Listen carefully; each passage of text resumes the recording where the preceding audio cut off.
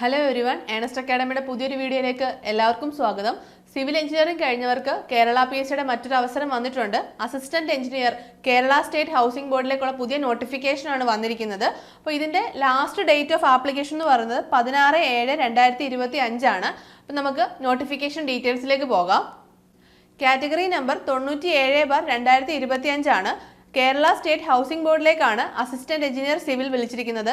ഇതിന്റെ scale of pay എന്ന് പറയുന്നത് 51,400 മുതൽ 1,10,300 രൂപ വരെയാണ്.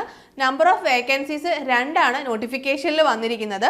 അപ്പോൾ ഇതിന്റെ ക്വാളിഫിക്കേഷൻ വരുന്നത് degree in engineering civil from A UGC recognised university.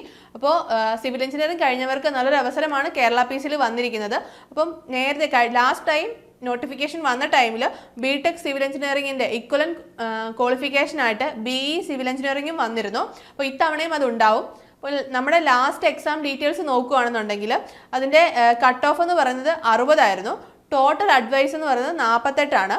പക്ഷേ മെയിൻ ലിസ്റ്റിലുള്ള ആളുകളുടെ എണ്ണം എന്ന് പറയുന്നത് 19 ആയിരുന്നു. അപ്പോൾ 19 പേര് മെയിൻ ലിസ്റ്റിലുള്ളതിൽ നിന്ന് പക്ഷെ 48 അഡ്വൈസ് പോയിട്ടുണ്ട്. അപ്പോൾ 2 വേക്കൻസി ഉള്ളൂ എന്ന് കരുതിയിട്ട് ആരും അപ്ലൈ ചെയ്യാതിരിക്കരുത്. ലാസ്റ്റ് ടൈം 19 പേരെ മെയിൻ ലിസ്റ്റിൽ ഉള്ളായിരുന്നുവെങ്കിലും പക്ഷെ 48 പേർക്ക് അഡ്വൈസ് പോയിട്ടുണ്ട്. അപ്പം ഇത്തവണയും അങ്ങനെ നമ്പർ ഓഫ് വേക്കൻസീസ് ഇൻക്രീസ് ചെയ്യാനുള്ള ചാൻസ് കൂടുതലാണ്. അപ്പോൾ സിവിൽ കഴിഞ്ഞ എല്ലാവർക്കും ഇത് അപ്ലൈ ചെയ്യാൻ പറ്റും. അപ്പോൾ എല്ലാവരും അപ്ലൈ ചെയ്യുക.